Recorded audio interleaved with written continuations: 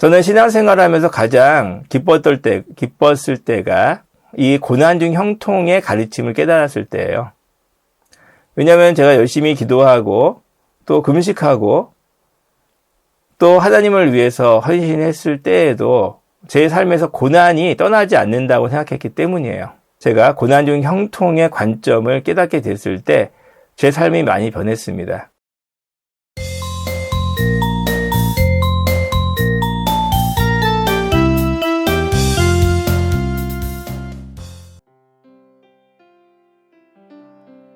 안녕하세요. 장춘건 목사입니다.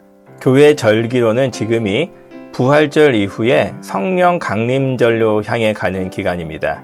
부활절은 예수님이 부활하신 날이고요. 성령 강림절은 예수님이 승천하신 후에 성령께서 내려오신 날입니다. 교회 절기에 익숙하지 않으신 분들은 좀 헷갈릴 수 있어요. 그런데 제가 말씀드리는 거를 잘 들으면서 따라오시면 점차 익숙해지실 것입니다. 오늘 살펴보고 싶은 말씀은 뭐냐면 예수님께서 부활하신 후에 어떤 일을 하셨는가, 무슨 행동을 하셨는가 하는 부분입니다. 우리가 큰 일을 겪고 나면 정말 중요한 게 뭔지를 알게 되잖아요. 그래서 그 중요하다고 생각하는 일을 중점적으로 하게 됩니다. 예를 들자면 큰 수술을 하신 분이 건강보조식품을 사서 열심히 드시는 것을 보았습니다. 또 운동에 관심이 없던 분인데 몸에 이상이 온 걸 아시고는 열심히 운동을 하시는 걸 봤습니다. 또 교통사고를 당하신 분이 차를 선택할 때에 디자인보다 안전성을 더 중요시 여기는 것도 보았습니다. 이렇듯이 큰 일을 겪고 난 다음에 그분이 하는 행동을 보면은 어디에 중요성을 두는지, 무엇이 중요하다고 생각하는지를 알 수가 있습니다.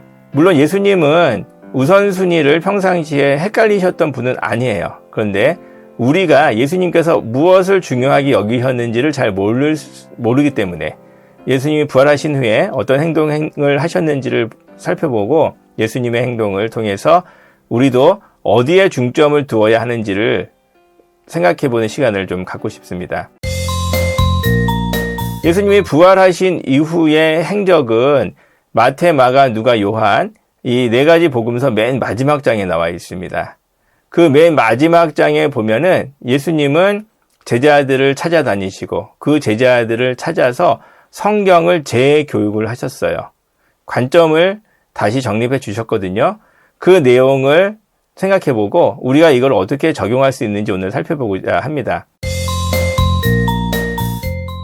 본문은 누가복음 24장 13절에서 27절로 정했습니다. 누가복음을 저와 함께 읽으시면서 예수님의 행적을 따라가는 시간을 좀 가졌으면 좋겠습니다. 누가복음 24장입니다. 네, 누가복음 24장 13절에서 27절을 저와 같이 한 목소리로 읽어보도록 하겠습니다. 같이 읽겠습니다. 시작. 그날에 그들 중 둘이 예루살렘에서 25일이 되는 엠마오라 하는 마을로 가면서 이 모든 된 일을 서로 이야기하더라. 그들이 서로 이야기하며 문의할 때에 예수께서 가까이 이르러 그들과 동행하시나 그들의 눈이 가리어져서 그인 줄 알아보지 못하거늘 예수께서 이르시되 너희가 길 가면서 서로 주고받는 이야기가 무엇이냐 하시니 두 사람이 슬픈 빛을 띠고 머물러 서더라. 그 한 사람이 글로보라는 자가 대답하여 이르되 당신이 예루살렘에 체류하면서도 요즘 거기서 된 일을 혼자만 알지 못하느냐? 이르시되 무슨 일이냐? 이르되 나사렛 예수의 일이니 그는 하나님과 모든 백성 앞에서 말과 일에 능하신 선지자이거늘 우리 대제사장들과 관리들이 사형 판결에 넘겨주어 십자가에 못 박았느니라. 우리는 이 사람이 이스라엘을 속량할 자라고 바랐노라. 이뿐 아니라 이 일이 일어난 지가 사흘째요. 또한 우리 중에 어떤 여자들이 우리로 놀라게 하였으니 이는 그들이 새벽에 무덤에 갔다가 그의 시체는 보지 못하고 와서 그가 살아나셨다 하는 천사들의 나타남을 보았다 함이라. 또 우리와 함께한 자 중에 두어 사람이 무덤에 가 과연 여자들이 말한 바와 같음을 보았으나 예수는 보지 못하였느니라 하거늘 이르시되 미련하고 선지자들이 말한 모든 것을 마음에 더디 믿는 자들이여 그리스도가 이런 고난을 받고 자기의 영광에 들어가야 할 것이 아니냐 하시고 이에 모세와 모든 선지자의 글로 시작하여 모든 성경에 쓴 바 자기에 관한 것을 자세히 설명하시니라.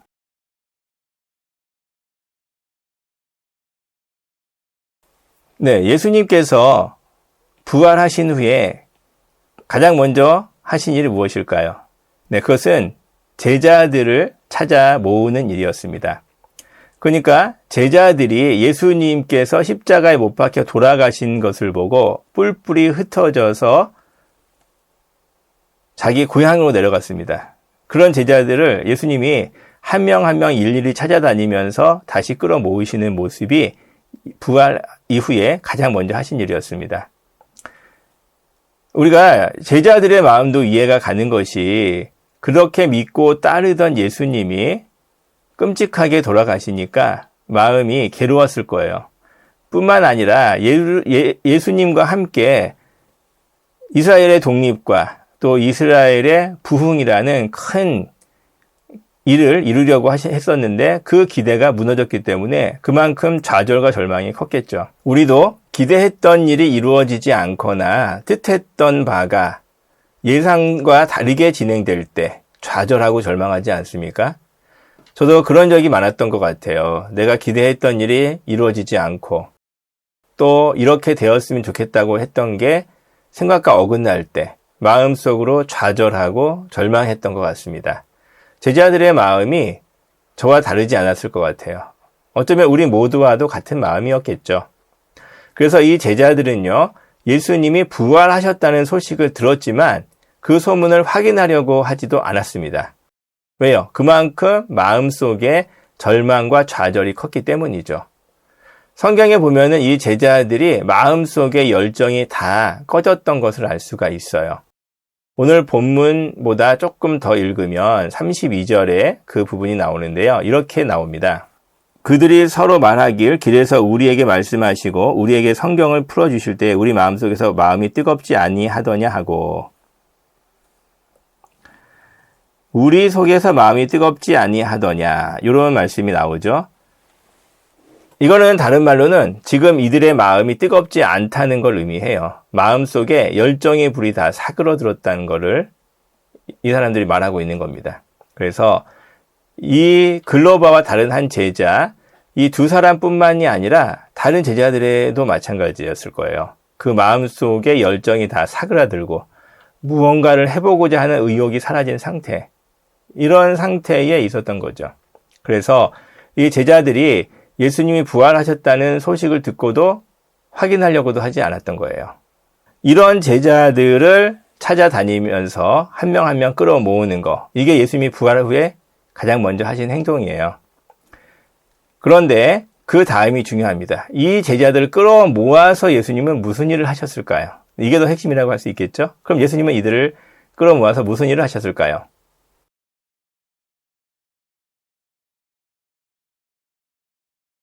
이들을 끌어모아서 예수님이 하신 일은 한마디로 성경 재교육입니다. 성경을 다시 가르치셨어요. 왜냐하면은 이들이 좌절하고 절망한 이유가, 그 근본된 원인이 성경을 잘못 보았기 때문이라고 진단을 하셨기 때문입니다. 이 제자들은 성경을 사실 잘 알았던 사람들이에요. 또 예수님으로부터 3년 동안 성경을 실습을 통해서 전인격적으로 배운 사람이기도 해요. 그런데 이들이 성경을 잘 몰랐어요. 그래서 예수님께서 이렇게 말씀하십니다. 오늘 본문 25절을 한번 볼게요. 25절은 이렇게 시작합니다. 이르시되 미련하고 선지자들이 말한 모든 것을 마음에 더디 믿는 자들이여. 네, 여기에서 선지자는 성경을 의미합니다. 27절에도 비슷한 말이 나오는데 27절에는 이렇게 나옵니다. 모세와 선지자의 모든 글. 모세와 선지자라고 했을 때에는 이거는 한 사람, 즉 한 사람 모세 그리고 선지자들, 이런 사람들을 의미하는 게 아니라 이 말은 구약 성경을 가리킨다고 보면 됩니다. 그래서 너희 왜 구약 성경을 믿지 않니? 이렇게 예수님께서 질책을 하신 거라고 보시면 되겠습니다. 예수님은 이 사람들이 구약 성경을 믿지 않는다, 이렇게 말씀하셨어요. 근데 이들이 구약 성경을 믿지 않은 거는 아니에요. 그러면 문제가 뭘까요? 예수님께서 처방을 주시는데 그게 뭐냐면은 성경을 바르게 보는 관점을 알려주신 겁니다. 오늘 본문에서 26절을 한번 볼게요. 그리스도가 이런 고난을 받고 자기의 영광에 들어가야 할 것이 아니냐 하시고, 네, 예수님께서 그리스도가 이런 고난을 받고 자기 영광에 들어가야 할 것이 아니냐 이렇게 말씀합니다. 이 부분이 핵심인데요.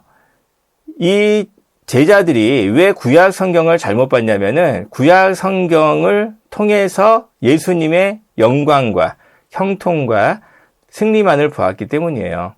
근데 예수님은 구약 성경을 너희들이 잘 보면 그리스도 자신이 고난을 받고 영광에 들어가야 한다. 이렇게 기록되어 있다고 말씀을 하고 있습니다. 한마디로 구약 성경은 그리스도가 고난을 받고 영광에 들어간다는 것이다. 이렇게 요약을 해주시는 거죠. 이게 구약 성경을 보는 관점입니다. 예수님은 이 제자들의 성경을 보는 관점을 지금 지적하고 고쳐주고 계시는 거예요. 제자들이 성경을 잘 알고 있었다고 제가 말씀을 드렸죠. 그런데 왜 성경을 잘못 해석할까요? 그거는 관점이 잘못됐기 때문에 그래요. 잘못된 관점으로 성경을 보니까 아무리 가르쳐줘도 리셋이 돼버려요. 우리가 성경을 잘 모를 때에는 성경에 무슨 내용이 있다라고 하는 정보를 공부하는 게 성경 공부의 대부분이 됩니다. 근데 성경에 나와 있는 내용을 어느 정도 안 뒤에는 이 정보를 습득하는 것보다 더 중요한 게 뭐냐면 관점을 정립하는 거예요. 어떤 관점으로 성경을 볼 것인가. 이거는 성경뿐만이 아니라 모든 우리 일상하고도 연관이 되는데 관점이라는 것은 색안경과 같습니다. 그래서 색안경을 어떤 색깔로 된 색안경을 쓰느냐에 따라서 세상을 보는 눈이 완전히 달라지는 거죠. 붉은빛 색안경을 끼고 세상을 보면 붉은색으로 보이는 것이고 파란색 색안경을 끼고 세상을 보면 파란색으로 보이는 거예요. 가장 좋은 거는 색깔이 없고 그러니까 투명하면서도 내 눈에 도수가 잘 맞는 그런 안경을 쓰는 거겠죠. 그런 색깔이 없이 투명하면서도 깨끗하면서도 도수가 맞는 안경.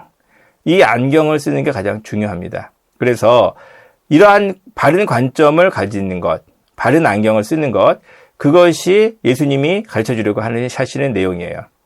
오늘 성경을 보면은 제자들은 자꾸 다른 관점을 가지고 성경을 보려고 해요. 그게 어떤 관점일까요?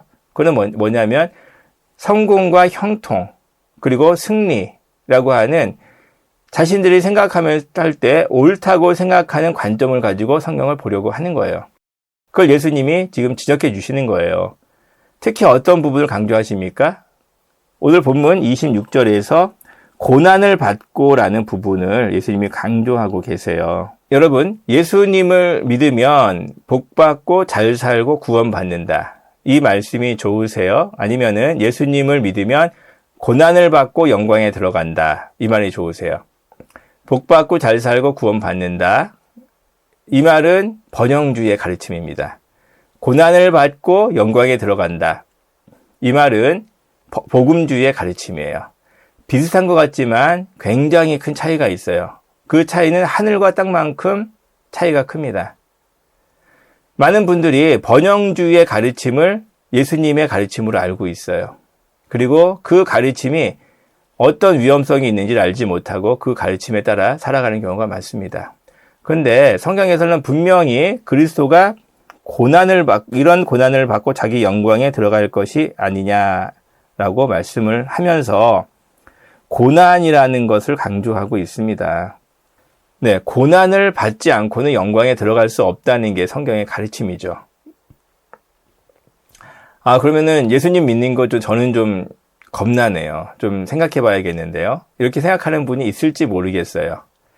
그런데 여러분, 고난은 고생하고는 다른 개념이에요. 고생이라는 것은 단순히 어려운 거, 가난한 거, 힘든 걸 의미하죠. 근데 고난은 고생과는 다른 개념입니다. 고난은 어떤 거냐면은 영광에 들어가기 위한 필수 코스. 다른 말로 하면은 성장을 위한 대가라고 할 수 있어요. 그러니까 우리가 몸이 튼튼해지려면 운동을 해야 되잖아요. 그러면 몸이 튼튼해지기 위해서 운동을 해야 한다는 그 몸이 튼튼해지는 과정, 그 과정을 성경에서 고난이라고 얘기해요. 그러니까 고난은 무의미하게 힘들고 가난하고 어렵게 사는 것을 의미하는 게 아니에요. 고난이라는 것은 그 자체가 매우 유익하고 좋은 곳에 도달하기 위한 과정인 거예요. 근데 이 고난이라는 것이 피해갈 수 없기 때문에 우리를 좀 어렵게 하죠. 그래서 흔히 고생과 고난을 동일하게 생각하시는데 동일하게 생각하시면 안 됩니다. 고난은 그 자체로서 의미가 있고 그 결과는 매우 영광스러운 것이다. 이걸 좀 기억해 주셨으면 좋겠어요. 그래서 예수님은 단순히 고생이 아니라 고난을 겪고라고 우리에게 말씀하시는 거예요. 그리고 예수님께서 고난을 겪고 나서 어떠한 영광을 얻었는지, 즉 부활이라는 것을 어떻게 얻게 됐는지를 되돌아서서 설명해 주고 계시는 거죠. 부활이라는 것이 얼마나 영광스러운 일입니까? 그런데 그 부활을 얻기 위해서는 십자가의 고난을 통과해야 된다. 이것을 예수님께서 우리에게 알려주시는 거예요. 고난이 아무리 힘들어도 그 이상의 영광이 우리를 기다리고 있다라고 말씀해 주신다고 보면 될 것 같습니다. 그래도 이 고난에 대해서 꺼려지는 마음이 있을지 모르겠어요. 이 고난을 우리가 어떻게 받아들여야 할지 예를 통해서 한번 생각해 보도록 하겠습니다.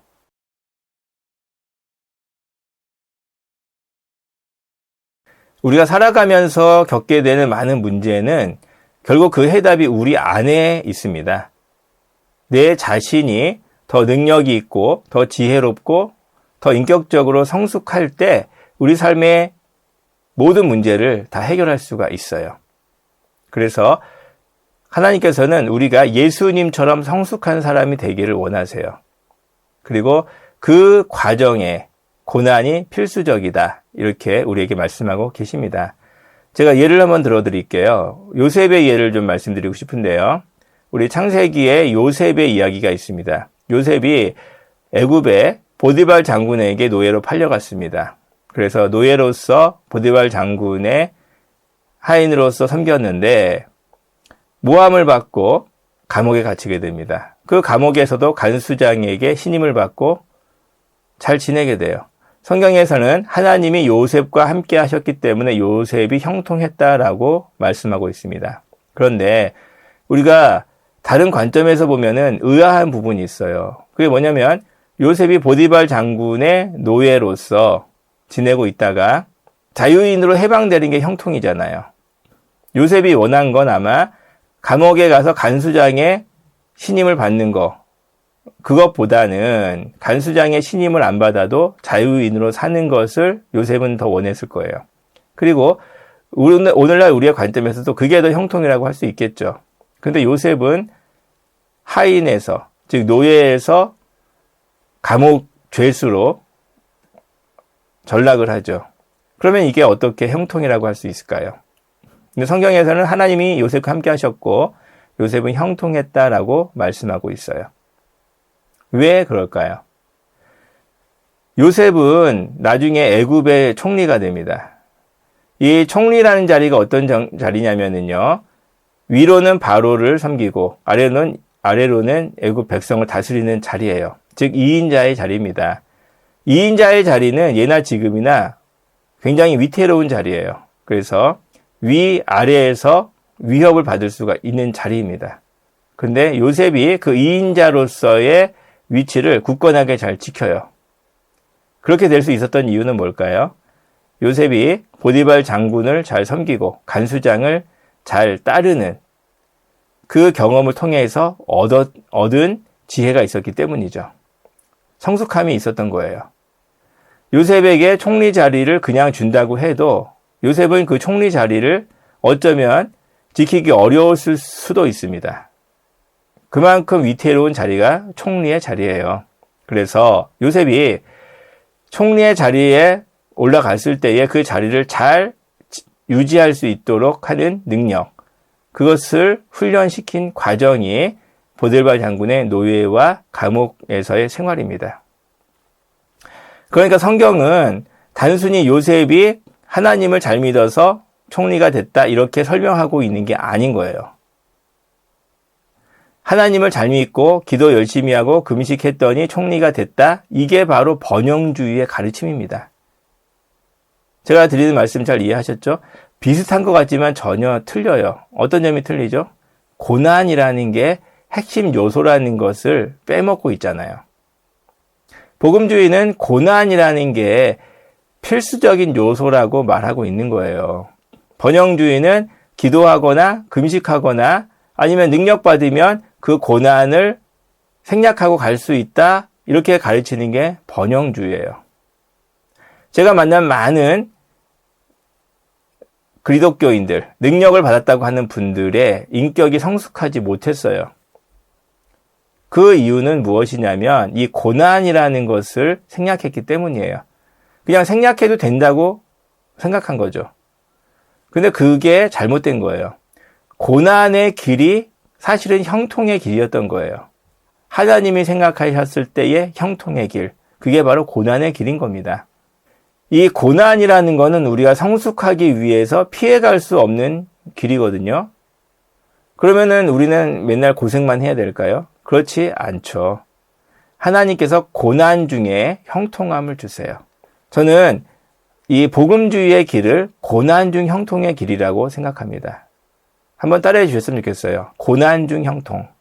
그렇습니다. 고난이라는 것을 피할 수는 없지만 그 고난 가운데에 하나님께서 형통함을 주신다. 이게 성경의 가르침이에요. 이건 곧 예수님의 가르침이기도 합니다. 많은 분들이 하나님께서 왜 큰 돈을 주셔서 나를 곤경에서 건져주지 않으시는지 의아해 합니다. 하나님께서 갑자기 기적을 내려서 내 병을 고쳐주지 않는지 괴로워해요. 그런 분들은 더 기도해야 된다, 더 금식해야 된다, 아니면은 능력받아야 된다는 말에 현혹되어서 자책을 하거나 절망하거나 좌절해요. 이거는 참된 복음의 가르침이 아닙니다. 우리가 이 세상을 살아가면서 겪어야 할 환난이 있고 또 성숙하기 위해서 치러야 할 고난이라는 대가가 있어요. 하나님도 우리가 고난을 겪기를 원치 않으세요. 그러나 고난이라는 길을 통과하지 않고는 성숙할 수가 없어요. 몸짱이 되기 위해서 운동하지 않고 몸짱이 될 수는 없습니다. 주사를 맞아서 약물을 통해서 몸짱이 된다. 유지될 수가 없잖아요.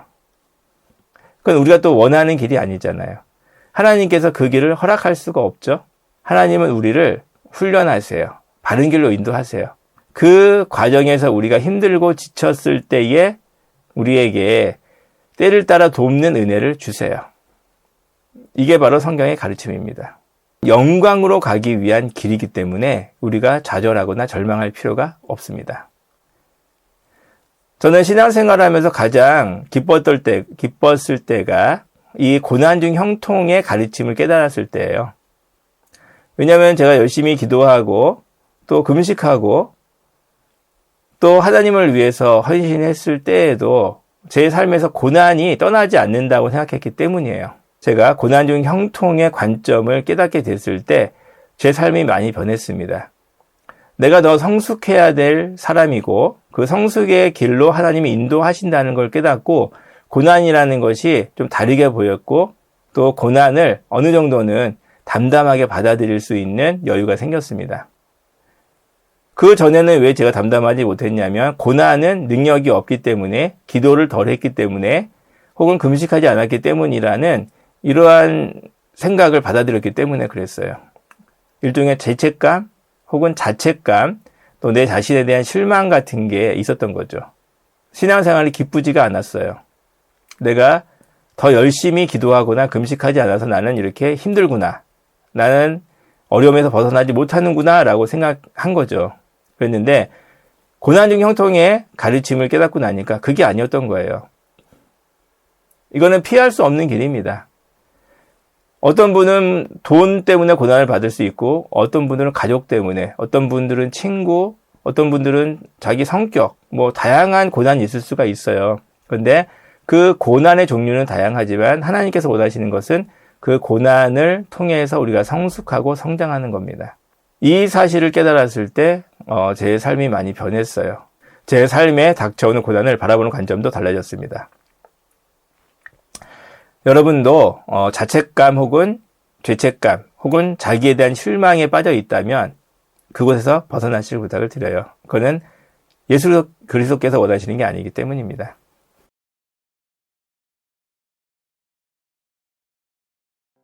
말씀을 마칠게요. 예수님께서 부활하신 후에 하신 일이 뭐냐? 그거는 관점을 바꿔주는 거였습니다. 성경을 보는 관점을 바꿔주셨어요. 이 관점은 색안경과 같다고 말씀을 드렸죠. 이 안경을 벗지 않으면 아무리 다른 거를 보여줘도 생각이 바뀌지가 않아요. 안경을 벗지 않으니까. 깨끗하고 도수가 맞는 안경을 다시 써야 돼요. 그래야지만 우리의 생각이 바뀔 수가 있습니다. 예수님은 성경을 바라보는 관점을 말씀해 주셨어요. 그게 뭐냐면 고난을 받고 영광에 들어가야 한다. 요 관점이에요. 우리가 고난에 대해서 너무 두려워하고 무서워하고 피하려고만 하기 때문에 예수님의 가르침을 잘 이해하지 못하는 거예요. 근데 그렇기 때문에 좌절과 절망에 빠지는 거죠. 여러분, 예수님이 고난 중에 함께 하시면서 우리에게 때를 따라 형통을 주세요. 그러니까 너무 겁내지 마시고 담담하게 고난의 길을 가시길 부탁을 드려요. 예수님께서 제자들을 만나서 부활하신 후에 가장 가르치시고 싶었던 게 바로 이겁니다. 고난 중 형통의 교리. 여러분도 한번 기억하시길 부탁을 드리고요. 예수님과 고난 속으로 담대하게 들어가세요. 예수님이 그 고난 안에서 형통할 수 있도록 인도하시고 결국에는 여러분을 영광으로 인도하실 것입니다. 감사합니다.